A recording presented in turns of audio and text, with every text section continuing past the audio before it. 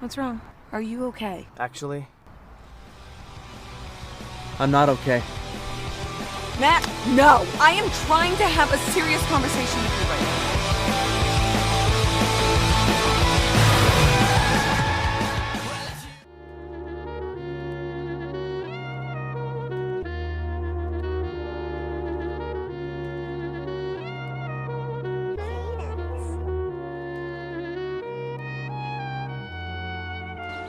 Isn't that a wonderful beginning? Yeah, it's really good. What is this? Are you trying to trick me? Wait, just wait. When's it get good? What's up there, little homie? About ready to do this? Yeah, man, I'm ready. In this world, if you can't swim, you found the dress out. And if you fall, you better pick your punk ass up. That's right. And the rest of y'all, Warmed up the ready? don't cut him no slack. Hey, Freak Joe! You're going nowhere! One. I got you for 3 minutes! 3 minutes of heat time! You got no backup here. I'm calling Veronica. Veronica, give me a hand. Y'all fools get busy. 3. Clobbering time. All right. Hey there, hello, and welcome back. This is the Dadless podcast. We're kind of just riffing today. It is myself, the Elder, as always. Also joined by the Daddy Dungeon Master, Danny. Hello. And we also have not just your dad, not just my dad, everybody's dad, Jose the Dad. Hello. Don't touch the thermostat. That's some real shit, dude. Today's episode is brought to you by the When We Were Young Festival. Hey, you know, we could probably start off with that. So tickets went on pre-sale for the When We Were Young Festival. And basically it's like everybody who listened to like emo and screamo in like the 2000s, mid 2000s. Pretty much. It's just going to be basically like Warped Tour with, well, Warped Tour, because Warped Tour at the end was just nothing but emo and fucking screamo bands. There is a school of thought that believes that because of like the amassed group of bands that are playing, it's actually a scam. Because tickets themselves, I believe, are like $450. And then there's like multiple tiers for the festival anyway, because it's like a flight, VIP experiences or whatever, hotels. It's so funny, dude. I looked into it, and it was like $225 for a basic ticket, and then like the VIP jumped up to like $400. Yeah. And then I'm like, oh, well, what do I get with VIP? Do I get to meet some bands or something? And it's like access to air-conditioned bathrooms. What? Not even joking. That's like part of the VIP experience. Otherwise, you're probably like going to be stuck in porta potties. Because we looked into it too. We definitely did. And because it really, like for me, I wasn't like outright into that genre. Like I was a punk kid. I listened to fucking punk, you know? And that was, you know, like totally anti-emo and whatever. But before I got into the genre of punk, I was into, like, I rode a fine line of, like, kind of indie fan. A lot of these bands were on the come up. It was, like, My Chemical Romance, The Used, Fall Out Boy, who aren't, like, at that festival, but, you know. Actually, two of those are. No, yeah, The Used and My Chemical Romance. Yeah. Which I'll get to. Oh, you meant the third one wasn't. Like, I rode a fine line of, like, kind of indie, kind of just, like, alternative rock or whatever. And then with, like, the group of guys that I ran with, it was like, no, like, you can't like anything else. Like, albeit, I listen to fucking rap too, but it was like, no, you cannot listen to fucking anything else unless it's fucking punk, or if it's like something like punk adjacent, maybe like metal, or like, which, yeah, I'm still but I genuinely like metal and like death metal. That's what I listened to like in fucking 6th grade. Like a lot of these other bands, I didn't like them because of influence. And now that I'm older, because they were part of like my general age group, it's kind of more like a nostalgia thing for me. But it's like, I would love to go and see My Chemical Romance now and The Used, but I'm honestly a little bit upset about this show because My Chemical Romance is going to be there. I bought tickets when they announced them, like when they're on their original comeback. Yeah. For October of 2020. We didn't even get a chance. That initial run. Yeah, they sold out quick. They sold out like within minutes or something. Me and my girlfriend, we got tickets for the October 2020 show. That's pushed back to like most likely 2023 at this point. They're going to be at this show. 2022. Even I wouldn't be surprised if they pushed it back again, though. I honestly, but we've talked about it too. If we could just see My Chemical Romance, I mean, I'm sure they'll have some cool bands like follow them, but or open for them, I should say. But I'd love to go see them either way. You know?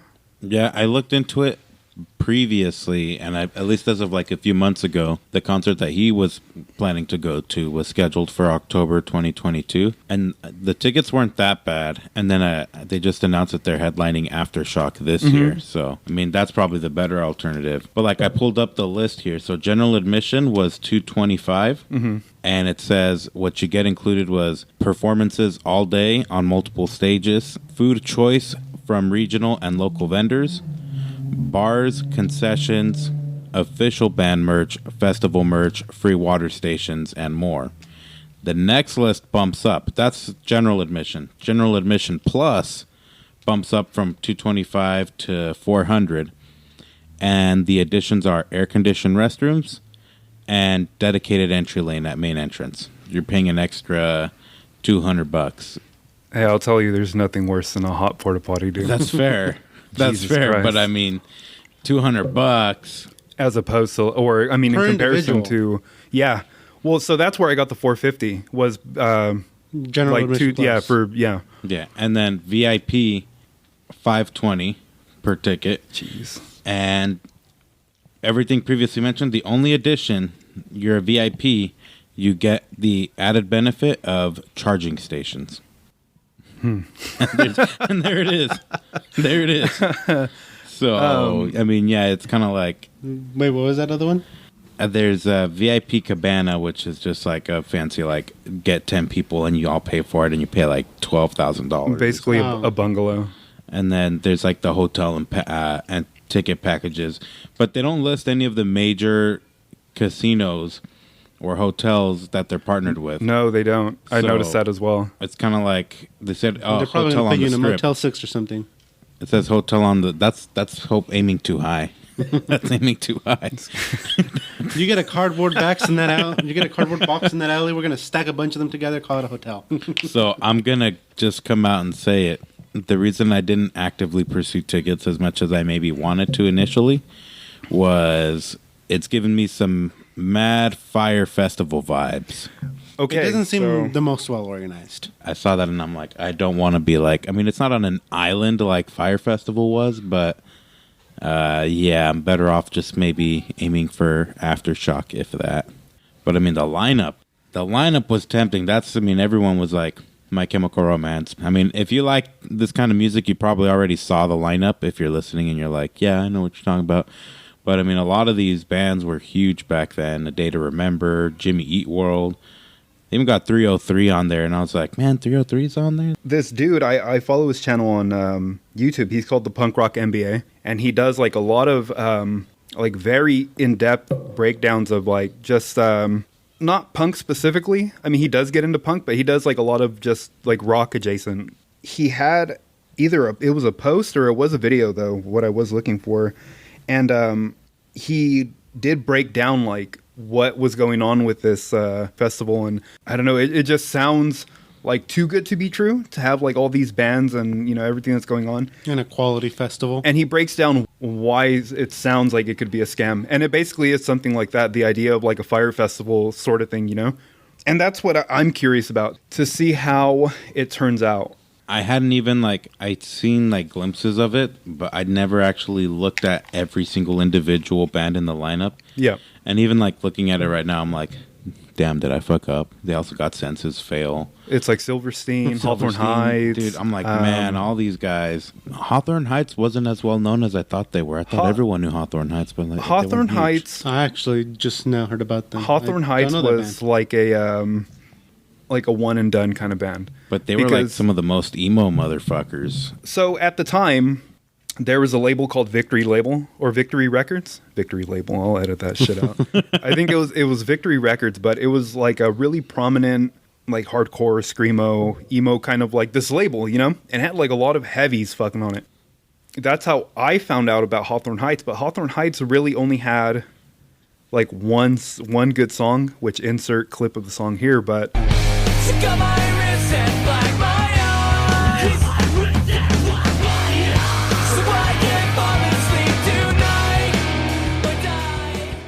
It's that Ohio is for Lovers. Ohio is for Lovers. Nikki FM. That album was pretty good. So and again, I have a lot of friends who like were into that general scene at the time, and they were like, "Yeah, like this is my shit."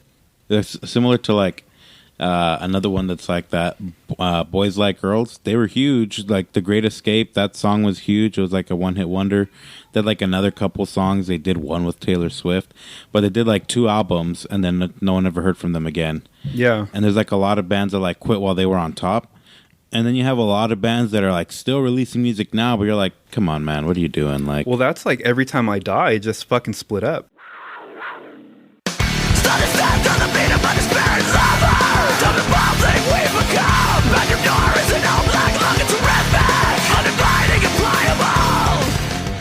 They've been a fucking prominent heavy since, I think, 98. I only know these facts now because the lead guitarist is a professional wrestler, and he's currently in All Elite Wrestling right now. Oh, nice. But he's been one of the originals of this band now for since their inception, basically. He had put out a statement in which him and I think the other 4 band members had, I really don't know like how much of it, like how much more of it there is, but I know they had like a really heavy separation and like a falling out with the lead singer. They were like, we're not kicking anybody out. Like, if this is it, this is it.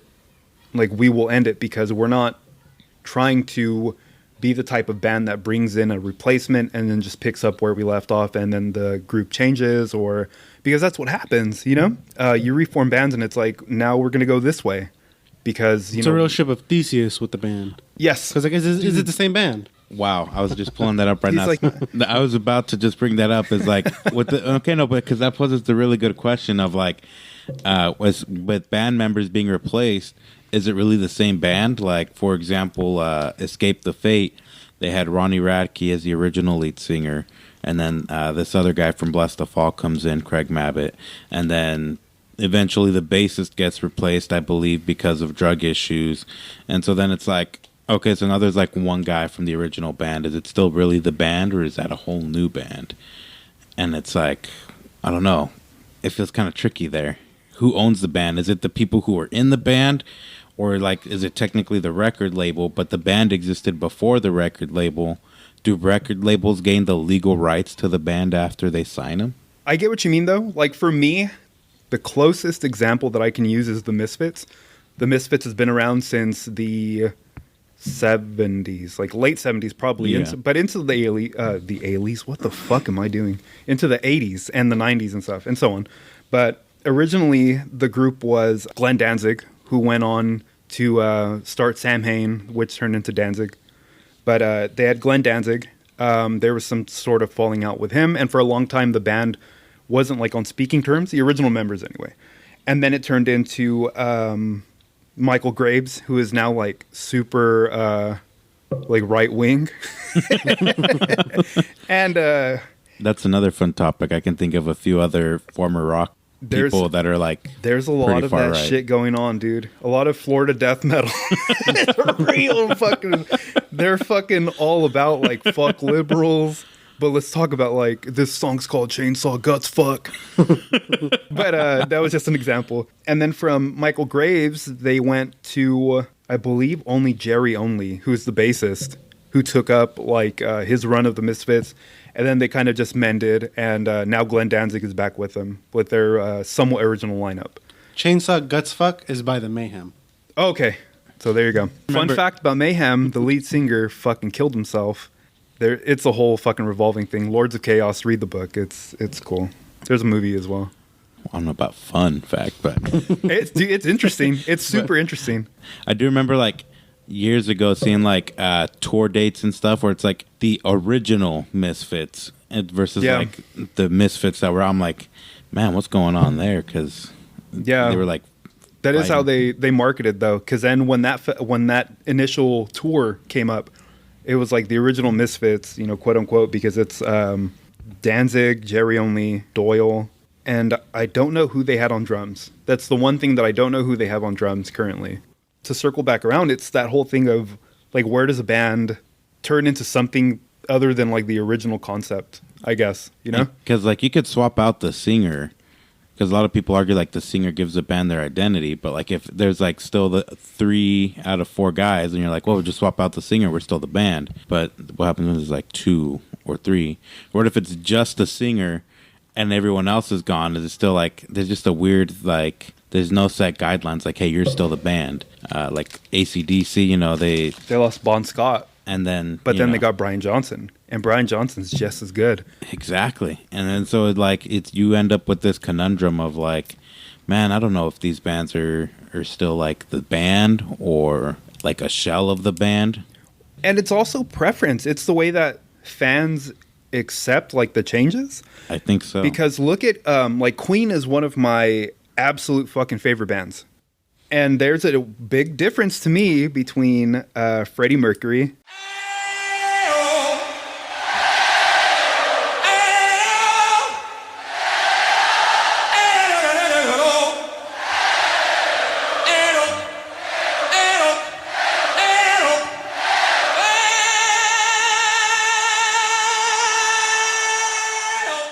and fucking Adam Lambert. There's a big difference in individual there. Freddie Mercury had a certain edge to him. Like stylistically, Adam Lambert like waters down Queen. I didn't even know that Adam Lambert took that position in Queen. So there was another guy who was fronting the band from another older rock band like around the same time or from around that same era. I don't know if maybe he just ran like a short course and that was it, but he didn't stick. But now Adam Lambert fronts Queen. I don't know if that's permanent or if it's just for certain things, but Adam Lambert, he has performed with Queen quite a bit. And to me, stylistically, it's just 2 different fucking products. It's something like just totally separate from from Queen, and then now it's like Adam Lambert's Queen. Another big example for fans of the band Cro-Mags, when you look at shows that come up for Cro-Mags, it'll say like OG Cro-Mags, or it'll say like John Joseph Cro-Mags, because one of the original singers or one of the singers who has performed with Cro-Mags still performs like as the Cro-Mags, but it'll be like Danny and the Cro-Mags as opposed to like Jose and the Cro-Mags. Like that, it's just a fucking thing. They perform the same songs. It's just a different singer. It's just a different singer, but because they had like a falling out with each other. And because they're still having like this possibly illegal battle at the moment, now it's like we have 2 different bands that are the same band, but it's like, oh, like, do you want to see Danny perform or do you want to see Jose perform? Like, who performs to your liking? Just to circle back on the whole subject of the festival, for me, it's not a total loss like that I didn't like buy tickets for it or anything, because really I would only want to see like My Chemical Romance and like The Used. I wasn't a Paramore fan. Like, I appreciate the lead singer, Hayley Williams. She sings great, but I'm not a fan of Paramore. I liked the first 2 albums, like when they grew up, got big with Misery Business, and then like the album after that. But then it started getting really mainstream. I sound like a fucking hip. What do you call it? They got more poppy, hipster. But they did. No, but it's true, because I do remember them. Like from that initial album, that Misery Business album, but because that's what was around at the time. Yeah. In comparison, once they actually did start getting big, their sound changed. But I feel like a lot of bands easily go through that. I'm looking at you, Brendan Urie. Panic at the Disco. Hey, Brandon Urie is a great fucking singer, though. Great singer. But he did. But you sold out, man. You sold out. But if I meet you in person, I will still act like the biggest fangirl ever. I love you. I think that happened as well with, like I was saying right now, the singer from Fall Out Boy. Like, I think he went solo for a while. It went well, though. It wasn't poppy by any means. It was just like that's me. Because he's a good singer, too. But I think also Brandon Flowers from The Killers, I think he went solo as well for a bit. I don't know that it was like a big run, but I think he did some solo shit, too. I think it's just a matter of like what bands go through. They get more popular. But I mean, that shit happens too in the music business. Yeah, they attract more followers. They'll be like, hey, look, you Beyonce, you got these other bitches here. We just want you. We don't need them. We don't want Carol. Sandy. Listen, Beyonce, we don't want Sasha Fierce. We just want Beyonce. My girlfriend actually got mad at me. Because you don't like Beyonce. I don't like her either. Sorry. She listens to like Fall Out Boy and Panic at the Disco. Yeah. including their newer stuff. And I stopped listening once they started getting more poppy. And so I feel like their sounds kind of merged together a bit. Not like they're like the exact same, but I can't tell them apart off the top of my head. I like that 9 in the afternoon song. So I mixed them up one time, and she literally, we were in the car, and I mixed them up, and she literally slams on her brakes, looks at me, Get the fuck and out. says, "What did you say?" Pull the gun out of the glove compartment. She might as well have. So look here, motherfucker. I might as well have fucking like choked slammed her on fucking concrete. He was like, I kind of hate your mom. I do think they like, because they get bigger, and so they want to appeal to more people, and then more people means going a little more mainstream. Yeah. And so they lose their Uniqueness. their rock vibe, because like you look at what's the award show for music? Is it the Grammys? I honestly get them mixed up all I don't the know. time. I don't know. I don't pay attention to them because they're all Grammys, because I think Emmys are the movies. Yeah. So the Grammys. One of the first times I ever tuned in to watch You're not it. a real celebrity unless you've gotten slimed. And I'm sitting there and I'm waiting for like rock music, right? 'Cause I'm like, oh, this other bullshit. And then I'm like, rock. And then they're like, rock. And then like they list like U2. Blake Shelton. He's like, hey, thanks. Rock on, dudes. And like legit, like, and then The Wiggles. and now like every year, all I see, like, I don't watch it, but like I'll just see like the nominees or something pop up in my newsfeed, and it's always like best rock album, Imagine Dragons. And you're just like, okay. That's like rock doesn't appeal to the larger base, I think, but like that's what makes it. That's its vibe, is like anti-mainstream or whatever. Yeah. So a lot of these bands that find success in that vibe then get pulled into the mainstream, and that's how you end up with Panic at the Disco now, or some of these bands that go that route. Because you're just like, I mean, hey, you're not singing about hating your life. You found light, and now you're happy. I'm not interested. I imagine in a band, well, like Cro-Mags again, for example, because they still perform live shows like out of smaller venues. Yeah. But I can't imagine being like having a fucking arena tour, being BTS, and you're like, I fucking hate life. Do. I can't imagine that, because it's like, bro, Yeah, that's fair. what the fuck? What do you hate? My Tesla battery died. Beep, beep, beep.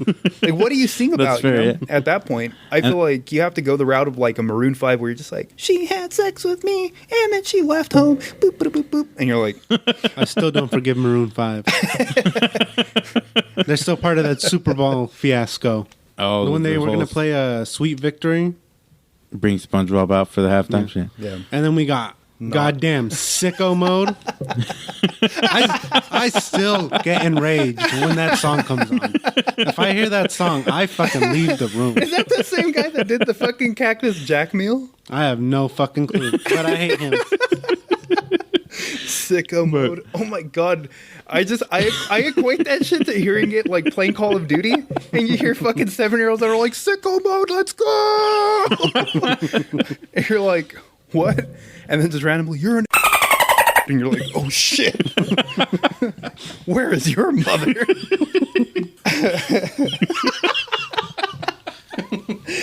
Oh no.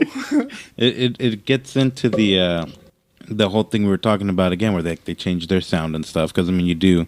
And on the other side of the same token, I am being a little bit unfair, because at the same time, how long can you listen to songs about I hate my life? Like, I listen to some of the older stuff I used to listen to, and I'm like, how the fuck did I listen to this shit? It's so cringe, but like, it sounds good. I still like how it sounds, and I still know every word.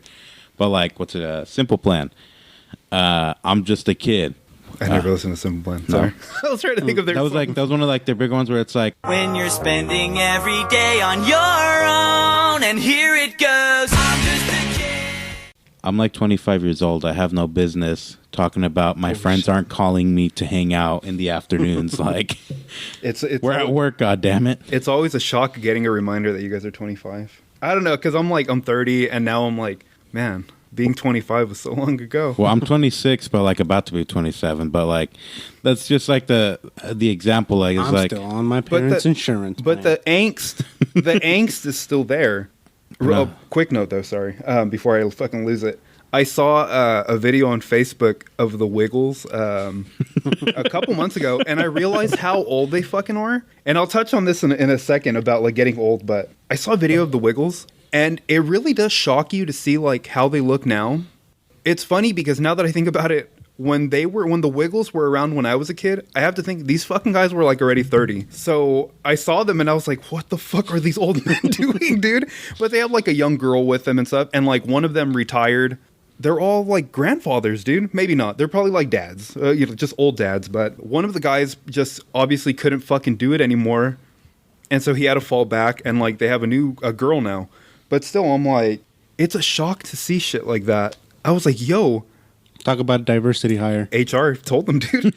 But it's one of those things like you really don't take into perspective like, okay, but these guys were in their fucking 30s, you know, at the time when they were around. Like I started listening to a podcast recently. It's called Hawk versus Wolf. It's Jason Ellis and Tony Hawk.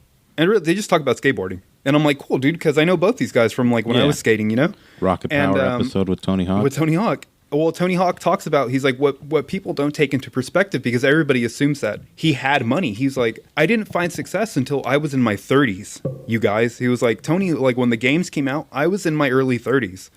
He was like, there was a point in time, and he talks about it. He was like, I was in my fucking like mid-20s with the family and stuff, and I would cry because I didn't know where the fuck I was going to get money to pay rent. So he actually took up like a normal job in editing and shit. In like post-production and whatever, you know, so that he can actually make a fucking living to pay bills aside from skateboarding, because skateboarding was just this fucking hobby that he had. Yeah. But then it was like when, you know, the whole circulation of like video games and skateboarding, and as far as for like the Tony Hawk games, he was like, dude, I was in my early 30s when I actually started making like good money. And then it was, you know, then he became Tony Hawk, you know, air quotes.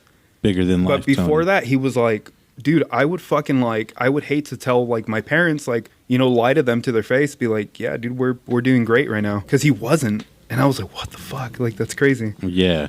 But I mean, to touch on that Tony Hawk thing a little bit is like, that is one thing a lot of people don't think about is, you know, success stories, how much work gets put into it beforehand. You hear about all these celebrities or like these big personalities, whatever, how many times you have to like grind and put like all your time and energy into it to get to that level. And then a lot of people that want to chase the same path get upset when they don't find that same success in like 6 months or a year. I think Bert Kreischer talked about that in an interview as well, or on his podcast anyway. I love that man. He didn't find success for the first 10 years of his career or something like that. Or after like 10 years of his, you know, initial like run. Yeah. He was like, if you're, you know, well, as far as like comedy, but I think for anything that you're kind of like still getting into, he was like, if you're getting into like this, that being comedy, he was like, for money, he was like, fucking forget about it, dude. You already lost. He was like, I didn't gain success. I didn't see the fruits of my labor for like 10 years.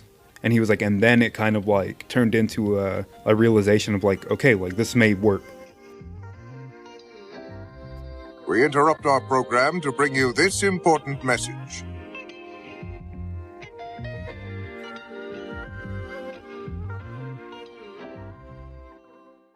Hey there guys, real quick, this is the Elder Dadless, co-host of the Dadless podcast. Today, I'm here to tell you a little something about Anchor. It's the easiest way to make a podcast, and let me go ahead and explain. First of all, it is free, there's no upfront cost, it doesn't cost anything. It's a great way to get started. There are creation tools that allow you to record and edit your podcast right from your phone or your computer. Literally, if you're on the go, if you're at school, if you are hiding in the restroom while you're at work, if you're stalking your ex-girlfriend, you can literally make a podcast from anywhere. Anchor will distribute your podcast for you so it can be heard on Spotify, Apple Podcasts, and many other streaming platforms. Hey, great way to get it out, right? You can make money from your podcast with no minimum listenership. That means that your Uncle Randy, who was twice removed, can help you make a buck. Or creepy Father John, who you chose to stop talking to for many reasons, can even help you make a buck. It's that simple. It's everything you need to make a podcast in one place. Download the free Anchor app or go to anchor.fm to get started. That is anchor.fm. I hope you guys enjoy it. Let's get back to the show. Only there can it be unmade. It must be taken deep into Mordor and cast back into the fiery chasm from whence it came. One of you must do this. I'll see you later, dickhead! Dickhead, priceless!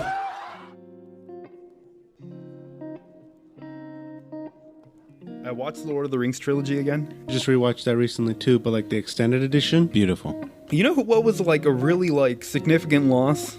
Was Boromir. Boromir. One does not simply walk into Mordor. And you don't get that in the theatrical. And it's a lot more theatricals. You lose just how much of that is significant. Because if you've never seen the extended editions, I believe it is the second movie when they show Boromir didn't want to go to the council. He didn't even want to be there. Oh, He wanted to stay and defend Osgiliath. The city was freshly retaken, and he wanted to defend it. And his dad was like, "No, you got to go do this for, like, the family, for the kingdom." He's like, for me, for And my then- for And my then city. He fell to the corruption of the ring. It really highlights makes the it- power of the ring so much more that it would take someone like Boromir. Like there is a specific context to Boromir. Yeah. He's like kind of brash, you know, kind of just nonchalant. He's like, I guess you guys could use my services, whatever. But and then, you know, he's like, well, you know, the power of the ring. You know what I could do with that? I could restore the city. I could defend my people. Yeah. You know, I can make my dad proud. I could do so much. I feel like he was a very significant loss for that movie. And then a stark contrast to that, because I went back and picked back up in the Harry Potter in the book series. Anyway, Same, we've been listening to the audiobooks. but then like the movies On Audible. on Audible. Hey, Audible, Dadless podcast. Once again, I go back and I compare them to like the movies because the movies are constantly on. yeah, all the time. But then we put them on as well too, like for just Exactly. background noise, you know. Yep. I have to say, like, there's Boromir who, depending on the context that you see him painted in, is either kind of like an asshole and then redeems himself, or is painted as this person who has his head like on one specific idea, like defending his people, you know. Also, you know, kind of falling off because of the influence of the ring, and then redeeming himself once again, being like, you know, I was full, fuck, get out of here, and then he dies. But, you know, also trying to defend Frodo and Sam, Yeah. you know, and trying to get them on their way to go destroy the ring. In stark contrast, in Goblet of Fire specifically, Fleur from Beauxbatons is from Lord Beau- Delacour. such a fucking useless character. I have never fucking like, even especially in the book context, Yeah. is the most useless fucking character ever. Fucking drops the ball first. She's like, oh, Butterfingers, fucking Yeah. everything. All tasks, she's like dead last and like just sucks. And you're like, okay, Cedric, kind of just like the constant, like the Gary Oak to Harry's Ash. Yeah. Then there's Crumb, and he's kind of there. And I just have to say real quick, fuck you, cursed child, for ruining Cedric as a character. Cedric would not become a Death Eater. Fuck you. Oh, is that what they had? Yeah. No way. No They, spoiler. they do We'll- some bullshit with the time turner, and then he comes. We'll circle back to it, but yeah, go ahead and continue, and then we'll talk But about Crumb is kind of just there. that. Yeah. Gets knocked out by fucking Barty Crouch Jr., whatever. Hermione. Of that whole cast, as far as like the tournament, Floor is one of the most useless fucking characters Yeah. ever. Aside from like, oh no, never mind. I take that back. I was gonna say Winky, but Winky's kind of like a Pretty significant in the book. There's a lot of fucking like really good story and like exposition in that whole thing. Dude, That doesn't for get- Goblet of Fire. Well, then, have you started Order of the Phoenix I again? just started, yeah. Okay, so Winky, I mean, there's good stuff in there too. Like, I mean, you've read the books before, right? Like in the past. Oh well, yeah. When I was a fucking kid, And so, like, you know, Winky's so- a fucking drunk, yeah, a drunk, an total drunk. alcoholic house elf, and you don't include that in the movies? Come on. That's why, like, going back and then touching back on what me and Jose have talked about before in like prior episodes. That's why I think like a long form series depicting the fucking books would be fucking amazing. And I don't even need a live action show. Give me like an No, animated get it version. animated. Get 'Cause, it like, animated. You're not going to be able to replace the characters this soon, live action. Like, it's just going to be fresh in your head. Like, that's Harry. In Goblet of Fire, why wouldn't you depict the third task and not include the Sphinx? Right? Why wouldn't you do that? Like, that's pretty important. There's so much there contextually that they took out that I was like, Especially, like, what the fuck? with him and Cedric, like, that whole conversation between them, like, you take it, no, you take it. In the movie, it's just like, take it. No. Okay, together. But in Yeah. the book, it's this whole ass, like, nah, man, like, you had my back here. Well, I wouldn't be here if you didn't do this. And it's like, it's just so much deeper and so much more meaningful when he then gets killed. That's why there's so much there that it's like, why? Why not include it? I mean, I get for like time, Yeah. and then I guess maybe just because of the way that it would translate to feature length film. Yeah. In contrast to that, for Lord of the Rings, they didn't include Tom Bombadil, who to me has always been a fucking hitter for the series, like for the world of Lord of the Rings. But I believe it was like in an interview with Peter Jackson, he was basically like, people won't understand who or what Tom Bombadil is because he's just too enigmatic of a character. So like he won't translate well. And then I guess just certain things like within Harry Potter, people maybe wouldn't understand. It's kind of like The Witcher. This newest season of The Witcher is like, a lot of fans had backlash about it because they were like, why? Like, why would you go like so far, like stray so far away from like the source material? Because they did just their own fucking thing. They were like, no, let's like, do this. They took the premise of some of the stories and then changed it to fit. Because like a big example of that was the whole idea of let's have Ciri, let's have her kill every fucking Witcher at Kaer Morhen, which in the books there's not many there. Yeah. Let's go ahead and kill off like some of the main ones. Fucking being Eskel. That fucked me up too. When we watched it, I was kind of like pissed off. I was like, oh well, I haven't finished the book, so let's see how they bring him back. In the books, the sequence of getting to Kaer Morhen, to paraphrase, he's described as like basically the second to Geralt. He's right-hand man. Like by all accounts, he probably looks like a fucking Mexican guy. Like if we're talking in terms of like the game, Eskel probably just looks like a Mexican dude. Yeah. But Mira, Geralt, ¿cómo estás, compa? he's like, oye, no, hombre, pues aquí estás con una chiquilla, no, hombre, pinche en Kaer Morhen. Pinche Witcher. No te agüites, Geralt. Una cervecita, compa, ándale, vamos. Mira nomás. Netflix needs to hire us to do the Spanish dub of Witcher. There's a guy washing his Suburban in the fucking gate. I don't know. It's like the idea of that. I think for me, it's just contextually how you utilize the source material. Basically, it's just the umbrella fucking thing that I'm getting at. But there is like a lot of things that are depicted in the book series of like Harry Potter and Lord of the Rings that I'm like, why the fuck would you do that?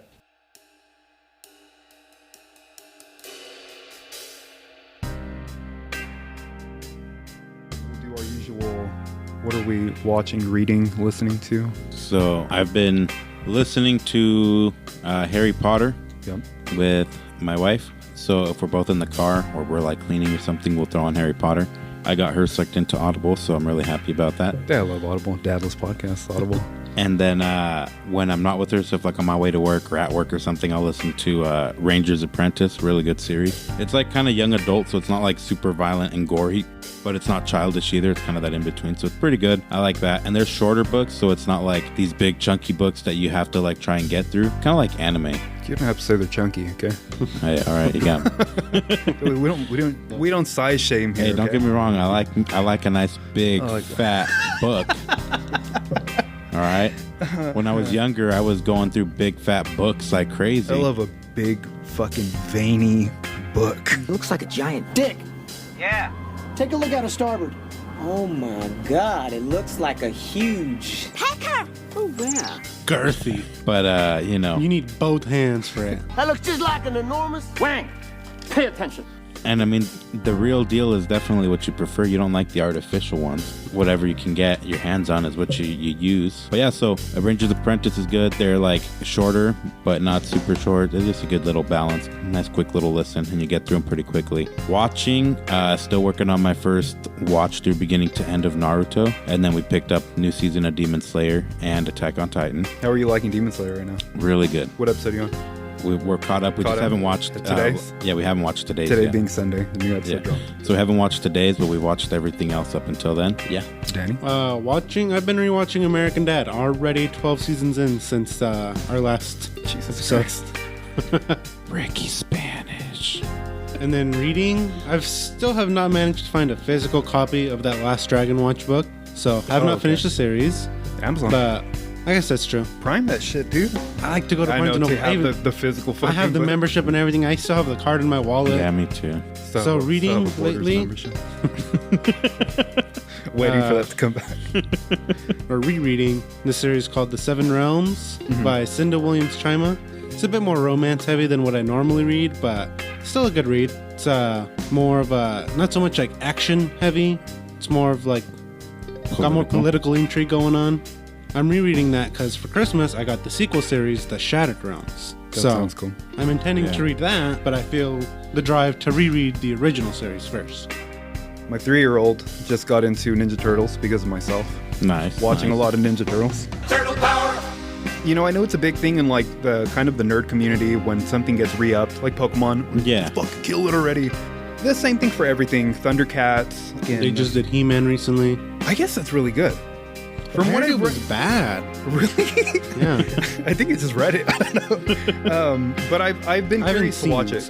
Because when that last, well, the story that they continued from, when it was still going on, I was maybe like in 8th or 9th grade. And I was really into it. So I was curious to pick it up and watch it again. But Ninja Turtles, a lot of them, I honestly like a lot of the ones that they've released. I find like, I don't differentiate any of them because it's all the same characters. As far as anime, I'm still kind of chugging along with Black Clover. Just a little more than halfway done. Take your time. Yeah, I'm in the 80s. It's on hiatus, apparently. Yeah, I'm in a lot of series. I'm just about to finish Fire Force. Oh, yeah, we were going to pick that up, too. Sick, dude. Yeah? Jesus, it's so fucking good. Animation is fucking amazing. And again, it's one of those ones, basically everything I've picked up, Demon Slayer, Jujutsu Kaisen, Fire Force, Black Clover, Promised Neverland, everything is just fucking done, you know? Well, I like that they're continuing these, though, because like, I remember like even like 6-7 years ago, a lot of animes that were coming out were just one and done seasons or 2 seasons, and that was a stretch. Well, Promised Neverland is just like done, from what I understand. Well, that's a singular story, kind of. Or I think the manga's around. I don't know. But yeah, like I like that a lot of these animes coming out now, because it's gained such popularity, are ongoing in multiple seasons. But Fire Force, I definitely recommend. That's been the latest show, aside from like finishing up Black Clover and then keeping up with Demon Slayer and One Piece right now. We never finished Black Clover. We got like with COVID, it like went on break and then it came back, but it didn't come back for that long. But we never picked it back up, and so we picked it back up recently, and I'm like ready to power through hella episodes, right? Then I get to like the final episode, and I'm like, yo, this is giving me final episode vibes. So I look it up and I'm like, god damn it, it's on fucking hiatus. Yeah, I'm like on episode 80 right now. I don't even know how many seasons there are. I know there's only like 160 something episodes. Yeah. Something like that. 170. Yeah. And so I'm like in the 80s right now. So I'm kind of just chugging along. Fire Force though, definitely. Check it out. And then Audible, the Harry Potter series right now. Audible has like their Audible series that comes out. And they have Dracula. I'm listening to Dracula. Nice. Which is cool. It has Tim Curry, Alan Cummings. I have like my weekly podcast that I listen to, but Fire Force, definitely. I'll check and it out. The Harry Potter series on Audible, really good. Yep. Jim Dale, fantastic narrator. Video games, Call of Duty. Call of Duty? But super casual too. Not much for me right now. Just a lot of like mobile games, honestly, but nothing too crazy. Yeah, I have a busy slate in terms of video games because I've been playing Digimon Stories Cyber Sleuth, long game. I've never played through the entire game in less than 50 hours. Then I intend to play the sequel game, which I've never played before. At the same time, I'm playing Witcher 3. Hey, I've been thinking about picking it up again. But I'm trying to 100% it this time. I've never 100%ed it before. Oh, neither am I. I'm trying to 100% it this time. But on the 28th, Pokemon Legends Arceus comes out. We're getting that mailed in. Fuck yeah. 7 days later, Dying Light 2 is dropping. Exactly 2 weeks after that, Horizon Forbidden West comes out. I've been anticipating that game for years. But you guys have PS5, huh? Yeah. And then I have to wait. Like a week after that is Elden Ring. So, busy slate in terms of video games. I was thinking of picking up Borderlands again, too. I never finished the pre-sequel. We didn't get very far into it, but still, I love the fucking Borderlands series. Hilarious series. Hey, the books are fucking good, too, dude. The books are hella good. Yeah, like I said, a quick little riff episode. We're sitting in our little recording space. Got some new equipment to test out. Thank you guys for tuning in. Once this does come out, thank you guys for tuning in. As always, I am the Elder. Jose the Dad. Daddy Dungeon Master. We'll catch you guys on the next one. Thank you. Ching ching. Who are you, really? My name is Inigo Montoya. You killed my father. Prepare to die. Come for me, Gmork! I am a traitor! You are beaten. It is useless to resist. Don't let yourself be destroyed. Offer me everything I ask for. Anything you want. I want my father back, you son of a bitch. I am your father. That's my son!